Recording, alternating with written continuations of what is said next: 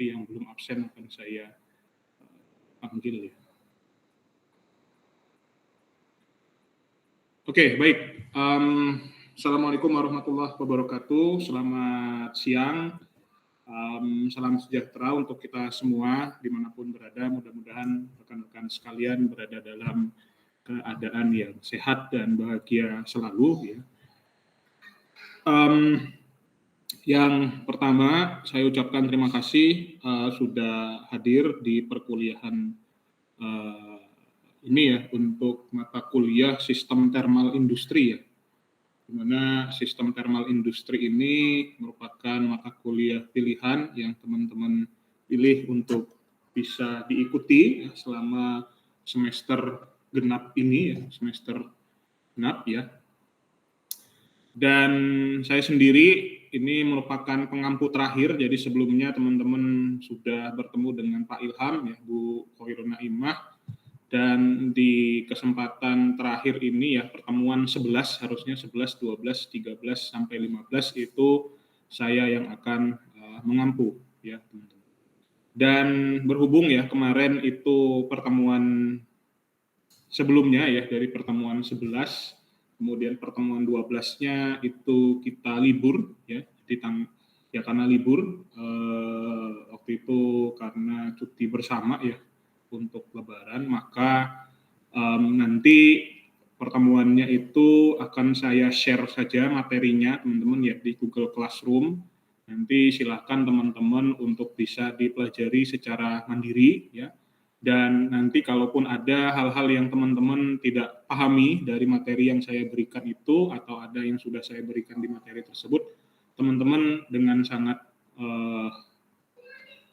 saya sarankan ya untuk bisa bertanya ya kepada saya.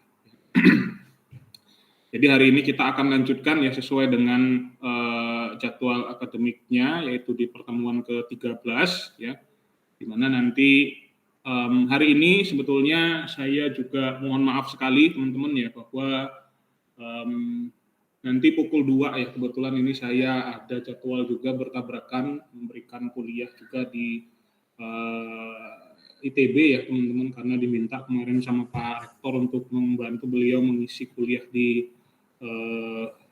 ITB ya, jadi secara online. Jadi nanti akan saya move ke situ ya, jadi nanti jam 2 ya, mudah-mudahan nanti 1 jam ini saya bisa manfaatkan untuk saya bisa mendeliver materi ke teman-teman sekalian, gitu ya. Oke, nanti untuk materi yang 2 materi minggu sebelumnya itu akan saya share di Google Classroom-nya, dan sekarang saya akan coba tampilkan untuk materi yang akan saya sampaikan di pertemuan hari ini.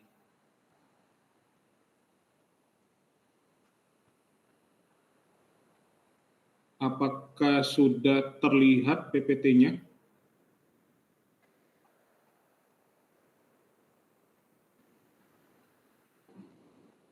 Sudah, Pak.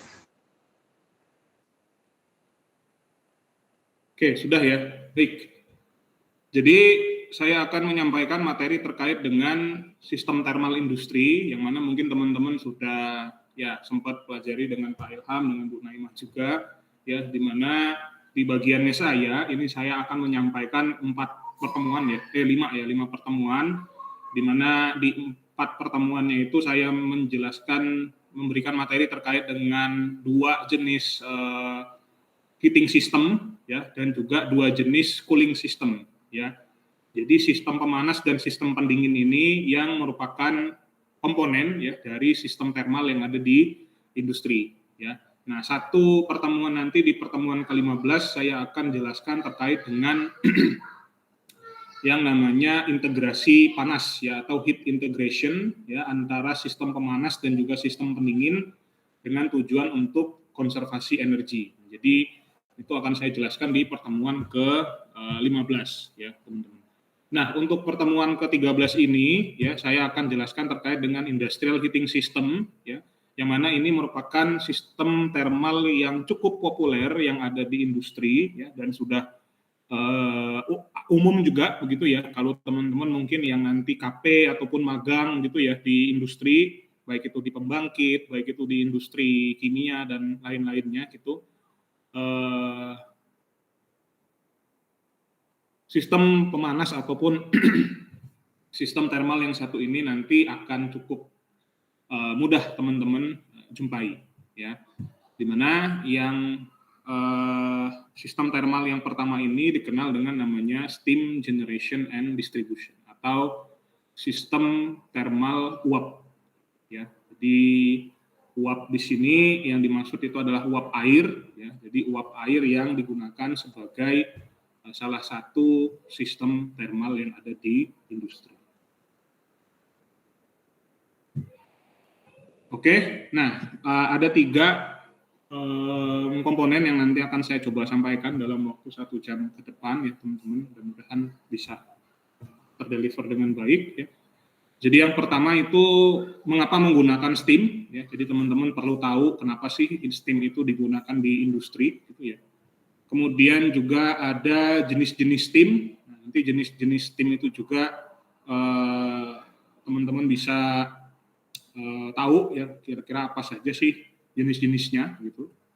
Dan bagaimana sistem distribusinya ya. Jadi sistem distribusi steam yang dimaksud itu kira-kira seperti apa. Ini perlu teman-teman tahu sebagai mahasiswa teknik sistem energi ya. Jadi di mana posisi kita sebagai seorang engineer di industri ya letaknya di sistem thermal industri ini tadi. Ya, karena sistem thermal industri inilah nanti yang erat kaitannya dengan energi ya, baik itu pemanas maupun pendingin. Oke. Nah, kita bahas di pertanyaan yang pertama tadi. Kenapa industri menggunakan steam ataupun kenapa steam itu sendiri dipilih sebagai salah satu sistem thermal yang ada di industri. Ya.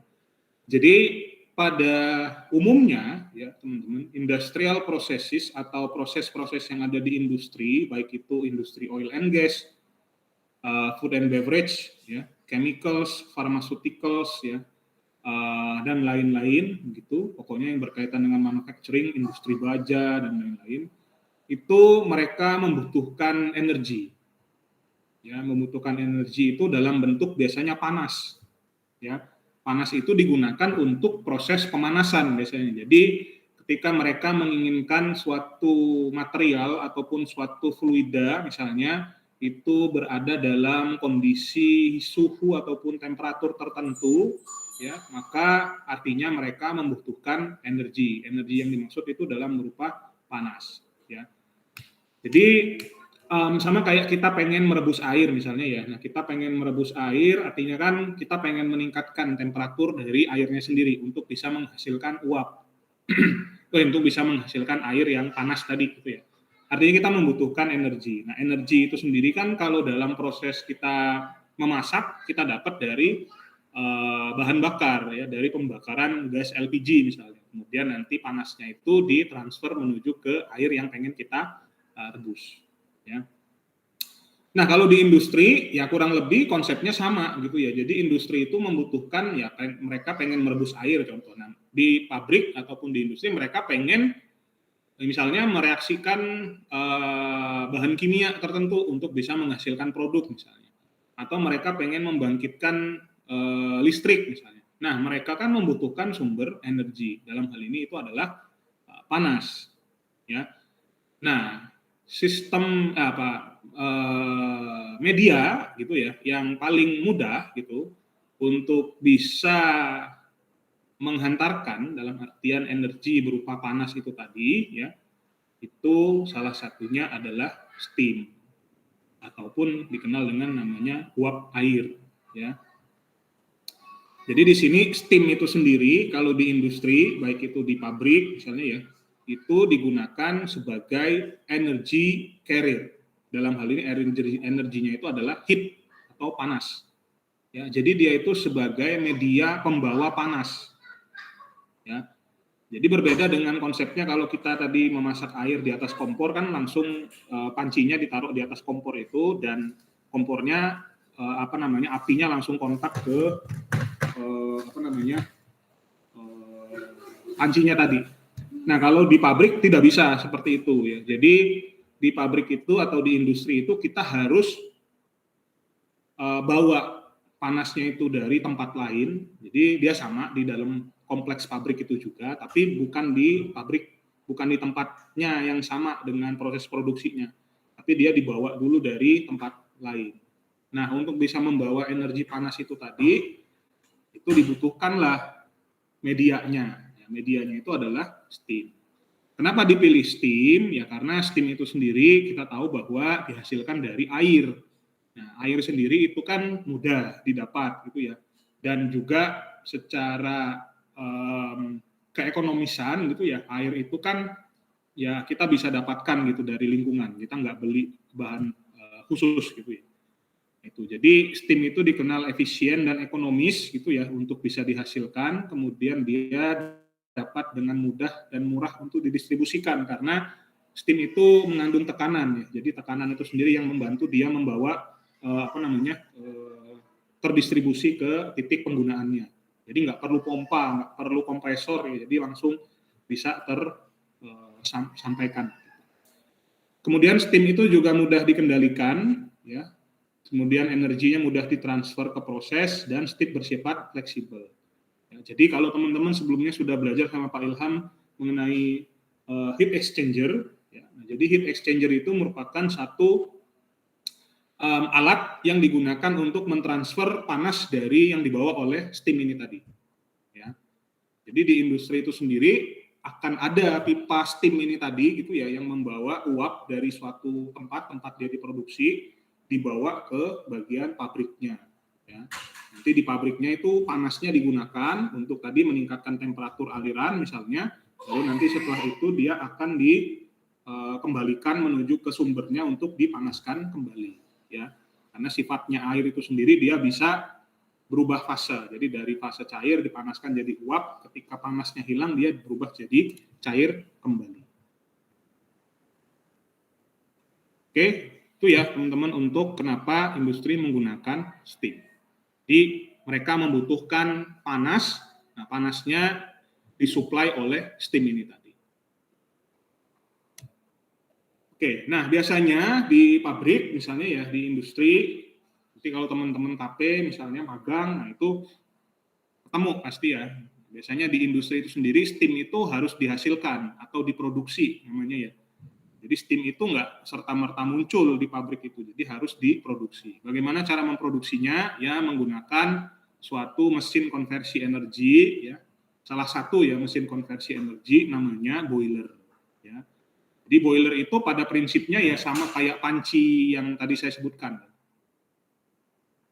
Jadi di dalam boiler ini nanti akan ada air yang kemudian masuk ke dalam boiler dan dipanaskan, ya. Dengan menggunakan sumbernya bahan bakar. Jadi air yang nanti dipanaskan itu bukan air sembarangan ya teman-teman, tetapi air yang dia sudah dilakukan treatment terlebih dahulu, namanya boiler feed water treatment namanya atau BFW treatment. Jadi BFW itu singkatan dari boiler feed water, artinya air yang khusus dibuat untuk menjadi umpan ke boiler ini tadi, untuk diubah menjadi steam. Nah, BFW ini sendiri itu punya karakteristik tertentu, ya mulai dari kimianya, ya, terutama kaitannya dengan kimiawinya, misalnya kandungan oksigen, kandungan silika, kandungan pengotornya, ya macam-macam. Dia harus bersih, ya tidak boleh ada pengotor, ya. Makanya biasanya dikenal dengan BFW itu demin water atau demineralized water. Demineralized water itu adalah air umpan yang nanti dijadikan sebagai boiler feed water. Yang dia itu sudah ditreatment dulu. Jadi dibersihkan dari pengotornya gitu ya dan lain-lain. Ya, nanti dipanaskan di dalam, biasanya kalau pabriknya kecil, dia punya stand-alone boiler kayak gini ya. Baik itu fire tube boiler atau dia water tube boiler. Ya, tergantung nanti dari kapasitasnya. Ini contohnya ini yang fire tube boiler. Nanti akan dihasilkan steam. Atau kalau di pembangkit ya dia punya boiler ini sendiri yang besar ini ukurannya ya. Jadi kalau pembangkit listrik kan memang dia membutuhkan steam itu untuk menggerakkan turbin, jadi membutuhkan uap dalam jumlah yang besar gitu ya. Jadi ukuran boilernya pun jauh lebih besar.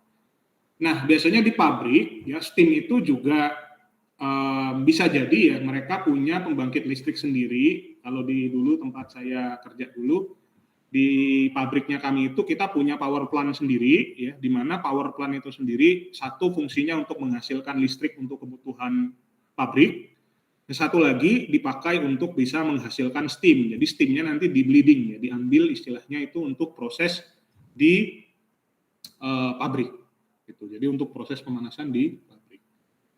Ini jadi kurang lebih untuk cara ya dari mana sih steam itu berasal. Oke, nah kita lanjut sekarang masuk ke penjelasan terkait dengan jenis-jenis steam serta penggunaannya. Nah, jadi di industri sendiri atau di pabrik sendiri itu memang dikenal ya steam itu sendiri sebagai uap air. Tetapi tidak hanya satu jenis, ya, tetapi dia itu dibedakan berdasarkan macam-macam, itu ya. Nah, salah satunya misalnya berdasarkan kualitas, ya. Jadi kalau berdasarkan kualitas, steam itu sendiri terdiri dari dua, yaitu saturated steam, satunya lagi itu adalah superheated steam. Ya. Jadi steam saturated atau uap jenuh, kalau yang ini uap superheated. Ya. Perbedaannya apa? Nah, ini perbedaannya berdasarkan penggunaannya. Ya. Jadi kalau saturated steam ini biasanya kebanyakan ya digunakan untuk pemanas. Ya. Jadi kalau ada aliran yang mau dipanaskan, misalnya ya dinaikkan temperaturnya, nah itu digunakan saturated steam. Tapi kalau yang superheated steam, nah ini banyak digunakan di pembangkit rata-rata ya, ini digunakan untuk pembangkitan. Ya, jadi sebagai media untuk membangkitkan energi listrik. Ya, jadi saturated sama superheated itu dibedakan berdasarkan diagram ini tadi ya, temperatur dan entalpinya. Ya, jadi temperatur dan entalpi kalau dia masih masuk ke dalam lengkungan ini tadi, dia masih saturated.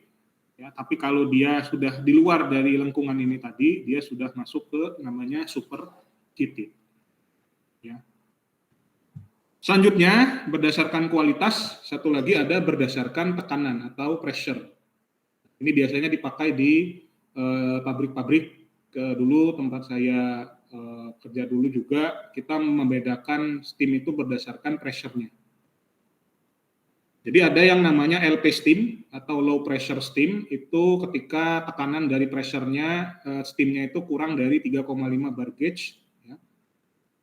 Kemudian ada MP steam, di mana di MP steam itu sendiri tekanannya berkisar antara di atas 3,5 sampai 17,5 bar gauge, dan yang paling tinggi itu high pressure steam atau HP steam itu lebih dari 17,5 bar gauge.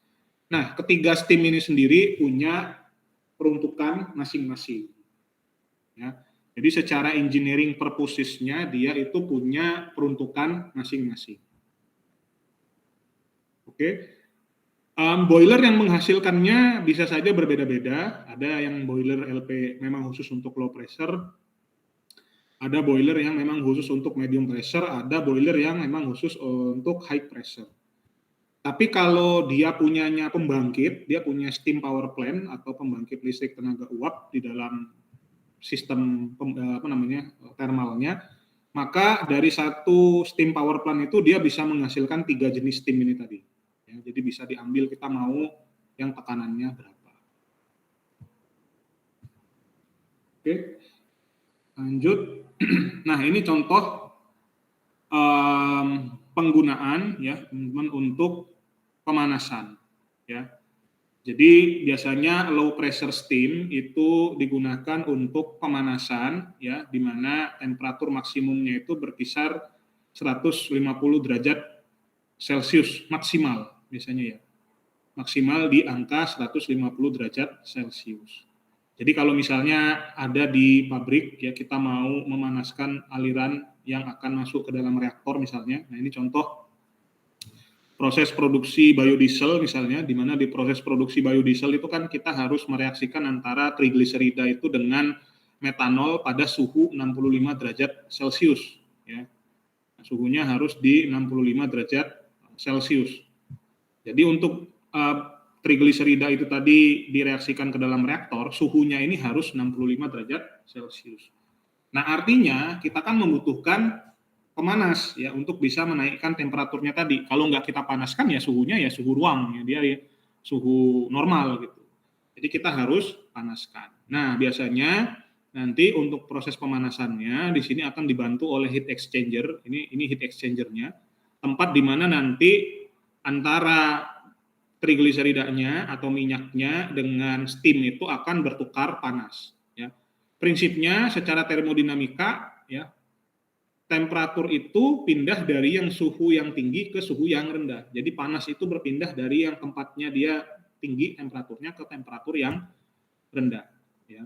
Makanya di sini prinsipnya ya secara tekniknya gitu, steam itu sendiri akan dialirkan menggunakan pipa gitu ya, pipa dan menuju ke heat exchanger ini tadi.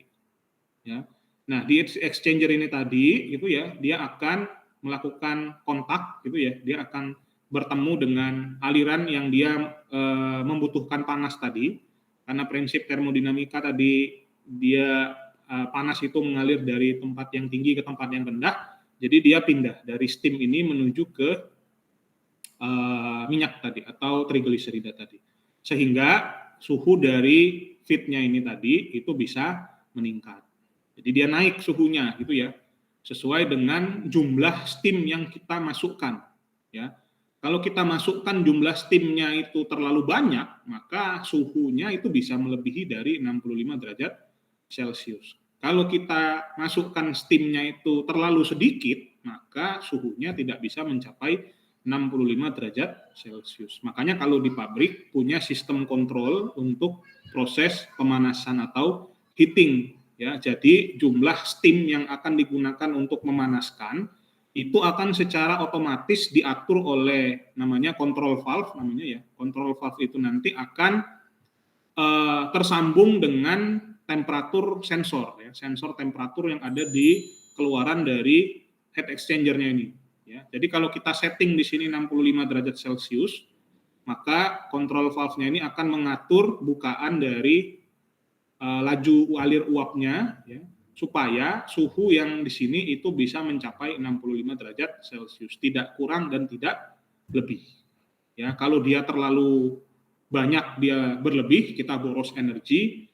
Kalau dia kurang juga ya sama, kita boros energi juga, kita nggak mencapai suhu yang diinginkan. Nah ini ya, jadi menggunakan low pressure steam. Jadi cukup menggunakan LP steam. Jadi kalau alirannya itu dipanaskan maksimal di angka 140 atau 130 derajat Celcius, ini bisa menggunakan low pressure steam. Tapi kalau aliran yang mau dipanaskan itu suhunya 200 derajat Celcius, misalnya kita mau naikkan suhunya ke angka 200 derajat Celcius, maka tidak bisa menggunakan low pressure steam. Kenapa? Karena low pressure steam itu hanya bisa memanaskan di maksimal 150 derajat Celcius. Ini pun belum ada delta T tergantung dari ininya ya, HE-nya gitu ya. Tidak bisa. Jadi ada istilah namanya temperatur cross ya.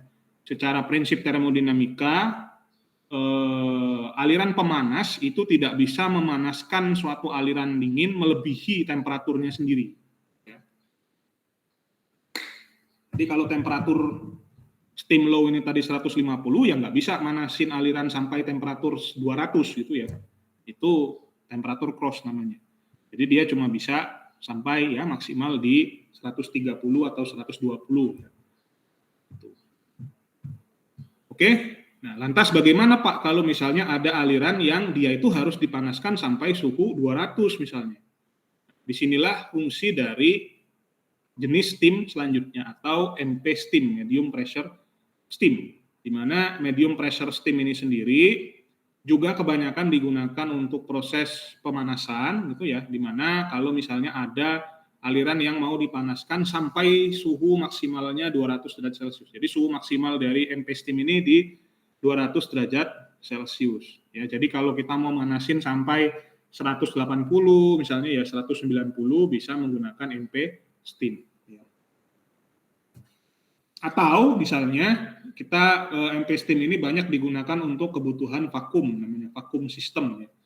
Jadi vakum system yang ada di pabrik itu untuk bisa menciptakan kondisi vakum, maka mereka juga menggunakan tekanan dari medium pressure steam. Nah, ini contohnya di produksi biodiesel, salah satu byproduct-nya kan ada gliserol ya. Nah, gliserol itu kalau di pabrik itu kita distilasi untuk mendapatkan gliserin namanya. Gliserin itu refined glycerin yang sudah murni ya. Nah, untuk bisa menghasilkan refined glycerin itu, jadi gliserol itu harus dipanaskan. Suhunya itu di angka 165 derajat Celcius. Ya, jadi dia nggak bisa menggunakan LP steam ini, karena LP steam kan di 150 maksimal. Maka dia harus menggunakan medium pressure steam. Jadi prinsipnya sama, ini ada heat exchanger, ini reboiler namanya. Reboiler ini prinsipnya sama, heat exchanger. Jadi aliran yang nanti mau dipanaskan ini ada reboiler pump namanya, pompa reboiler untuk mensirkulasikan alirannya. Ya.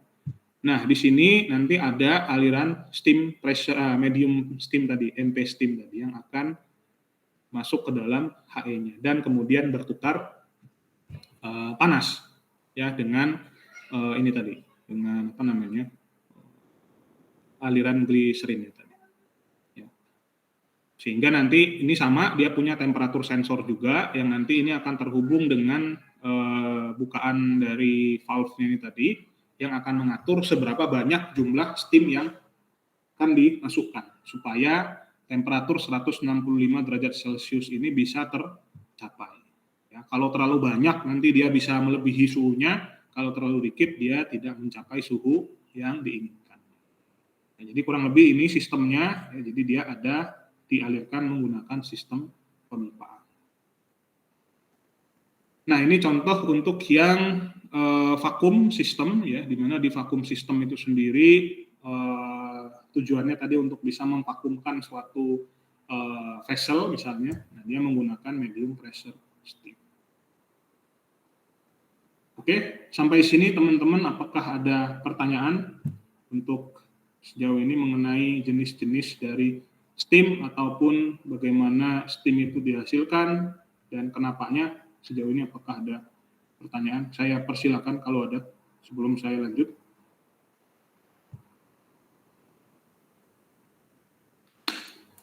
Ini masih mendengarkan semua kan ya? Halo? Masih Pak. Masih ya? Masih. Oke. Saya khawatirnya teman-teman udah hilang karena saya sendiri jujur aja ya teman-teman, habis makan siang ini agak mengantuk. Tidak ada pertanyaan? Cukup jelas? Kalau sudah cukup jelas, saya lanjutkan.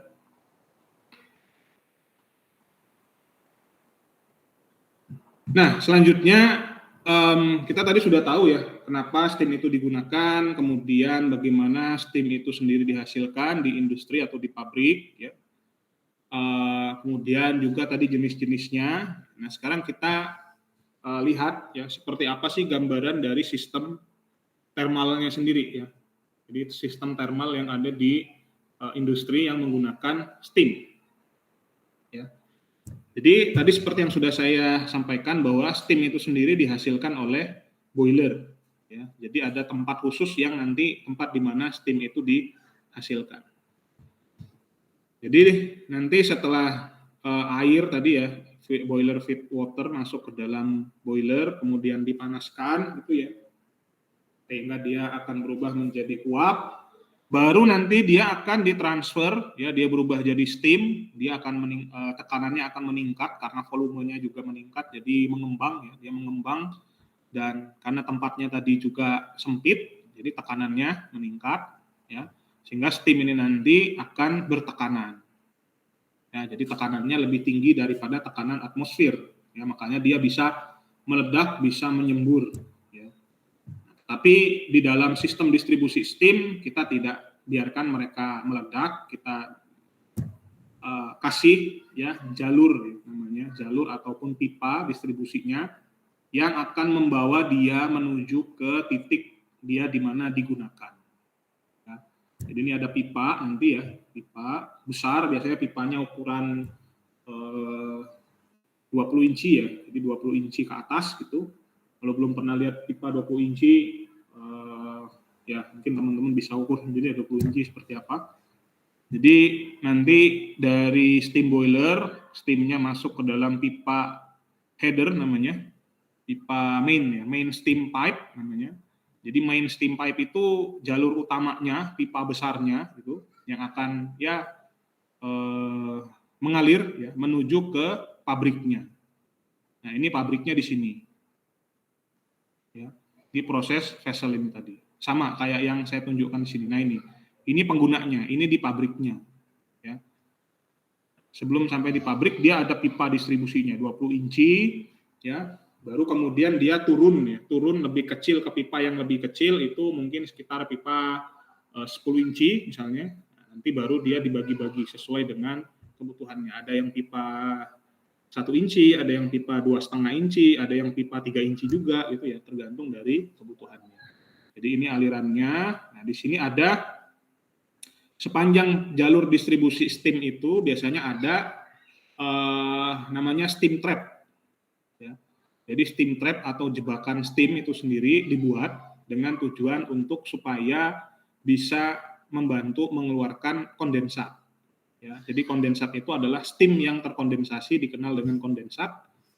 Nah, kondensat ini tadi nggak boleh tinggal di dalam pipa ini tadi, ya, karena dia bisa menimbulkan yang namanya water hammer atau hammering istilahnya ya. Jadi di mana uap dan air itu dia akan saling ya pokoknya kan uap itu tekanannya tinggi dan air itu memiliki sifatnya itu kan dia ya cair gitu ya. Ketika dia air itu dihantam oleh uap, maka dia akan bisa menyebabkan kerusakan pada pipa ini tadi. Makanya dia harus dibuang. Buangnya melalui pen ini tadi. Ya, selebihnya dia akan dipakai masuk ke dalam proses tadi sama kayak ini. Ini dia masuk ke dalam HE. Nah, kemudian setelah diambil panasnya kan dia akan terkondensasi ya, dia akan berubah jadi kondensat. Nah, kondensatnya ini nanti akan dikirim balik ya menuju ke di sini namanya feed tank ya. Tapi kalau di pabrik itu kita ada namanya deaerator namanya. Jadi deaerator itu tempat di mana kondensat akan berkumpul.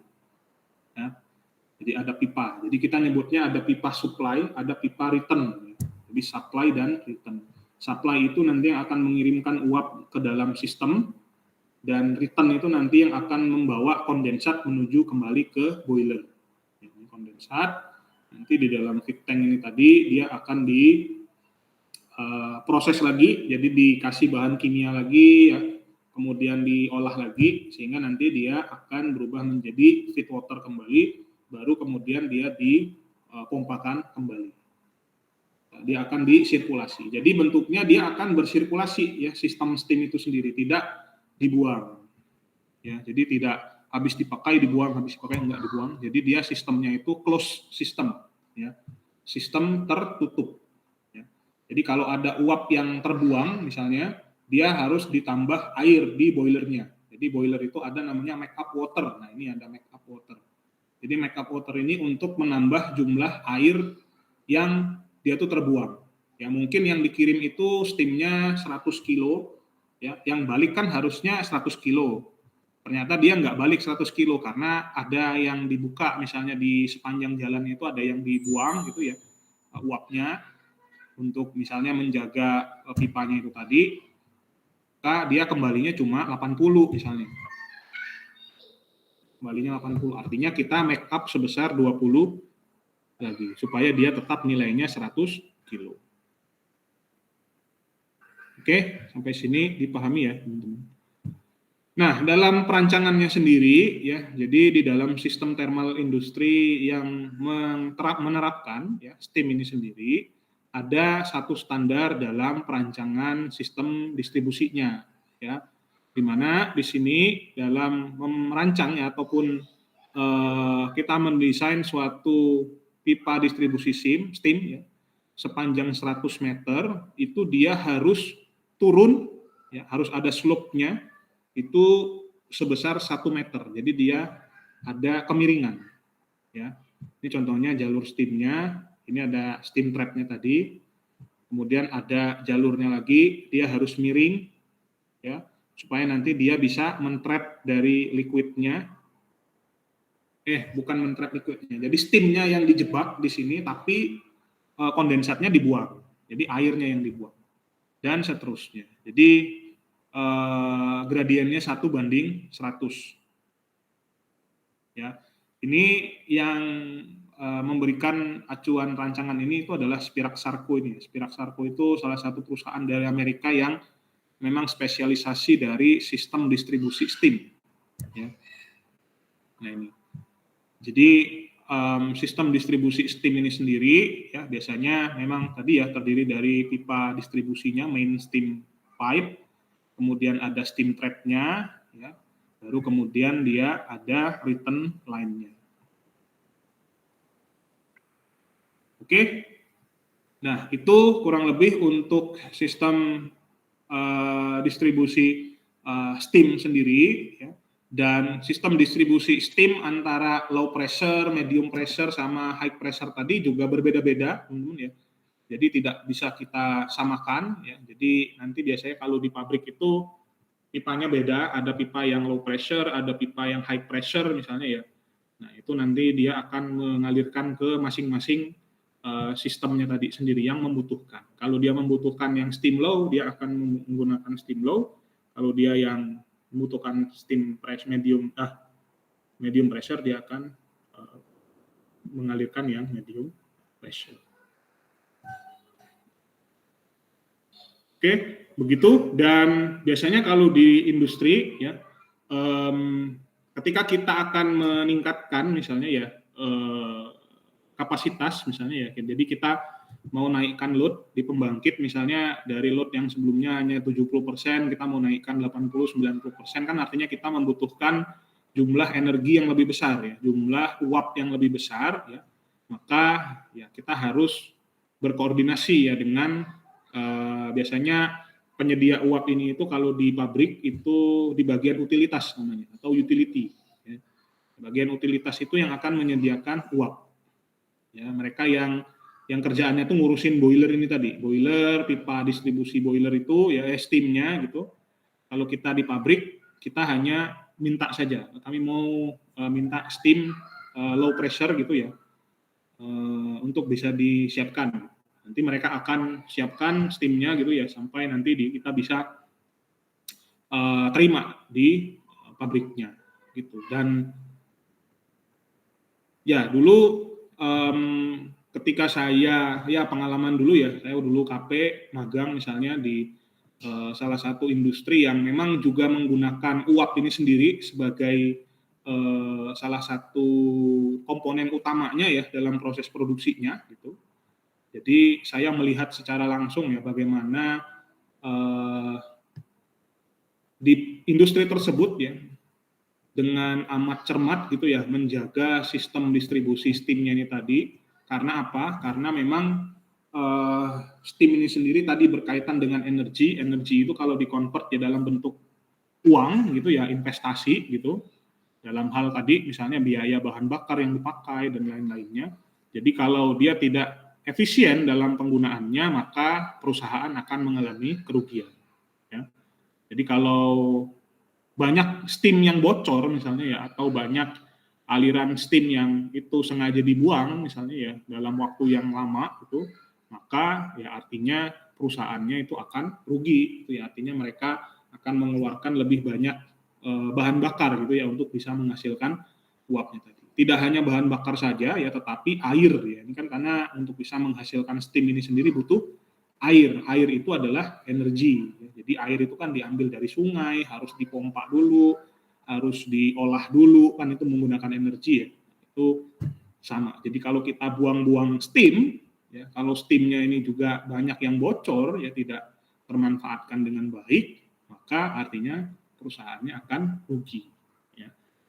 Makanya teman-teman ya, jadi kalau seorang yang bidangnya itu di energy conservation engineer biasanya, atau ya insinyur konservasi energi di industri, dia pasti sudah harus paham dengan sistem steam ini tadi. Ya.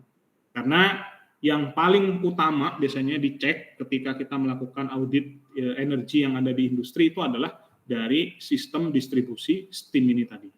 Kalau di pabriknya itu sistem distribusi steamnya sudah baik, artinya tidak banyak steam yang terbuang, tidak banyak kondensat yang terbuang, gitu ya. Kemudian efisiensi dari heat exchanger-nya baik, maka sudah barang tentu pasti tingkat efisiensi energi dari pabriknya itu akan baik. Tapi kalau teman-teman lihat, ternyata banyak pipanya yang bocor gitu ya, banyak kondensatnya yang terbuang gitu ya, dan juga HHE-nya misalnya tidak dijaga performance-nya gitu ya, maka sudah barang tentu pasti perusahaan itu akan sangat senang kalau kita lakukan audit energi gitu ya. Jadi mereka bakal makasih banget gitu ya ketika kita bisa memberikan informasi bahwa kita selama ini rugi dan lain-lain. Tapi belum tentu juga mereka mau untuk bisa menjalankan rekomendasi yang kita berikan. Jadi ya itu adalah fakta yang ada di lapangan ya terkait dengan konservasi ataupun audit energi yang ada di industri. Itu mungkin kurang lebih teman-teman yang bisa saya sampaikan untuk pertemuan ini. Ya mohon maaf, saya belum bisa secara detail lagi gitu ya. Sebenarnya ada beberapa video yang bisa saya tampilkan ya, nanti mungkin saya coba simpan untuk di minggu depan ya. Jadi minggu depan kita masih bahas terkait dengan sistem pemanas juga ya, tapi berbeda dari steam yang mana prinsipnya sebenarnya sama, tetapi ini tidak banyak sebenarnya industri yang menggunakan, hanya beberapa industri saja yang memang membutuhkan gitu ya sistem pemanas khusus ini tadi. Gitu. Nanti akan saya sampaikan di minggu depan. Itu saja dari saya. Ada pertanyaan? Kalau ada pertanyaan teman-teman silakan boleh ditanyakan atau mau didiskusikan dengan saya juga boleh. Ya, kalau tidak ada ya saya absensi untuk yang tadi belum absen secara siapkan. Ki Natasha Silvera udah? Kisandra Neha? Hadir, Pak. Lintari Citra? Muhammad Gufran? Ustum Al-Arif? Hadir, Pak. Linda Novita? Angelina Tiara Gading?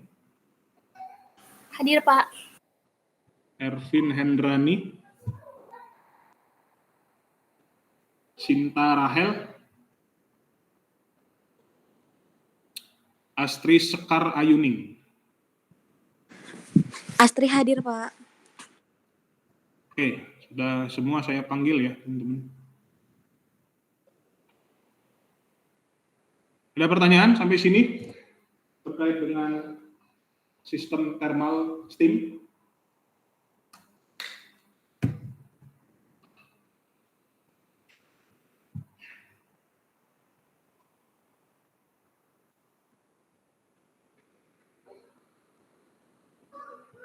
Belum ada? Ya sudah, kalau belum ada tidak apa-apa. Nanti saya akan share tadi materinya,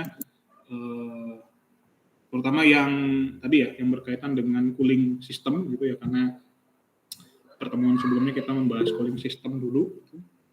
Dan silakan nanti dipelajari ya teman-teman. Jadi saya share materinya itu karena memang tadi ya kita libur ya, dan saya harap teman-teman tetap walaupun kita saya tidak sampaikan secara langsung, tapi teman-teman baca sendiri ya. Kalau teman-teman ada yang tidak paham boleh tanya.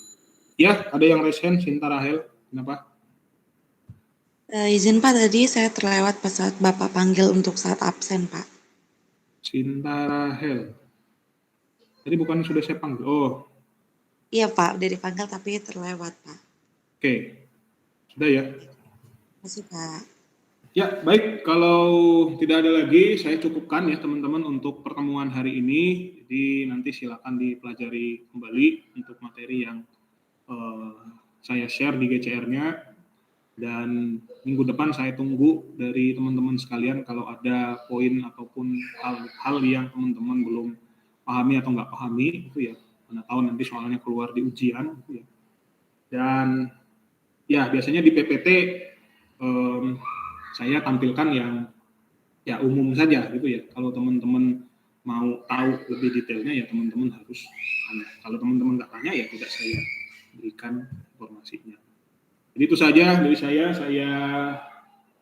tutup ya untuk pertemuan hari ini. Wassalamualaikum warahmatullahi wabarakatuh. Selamat siang, sampai jumpa lagi di pertemuan minggu depan.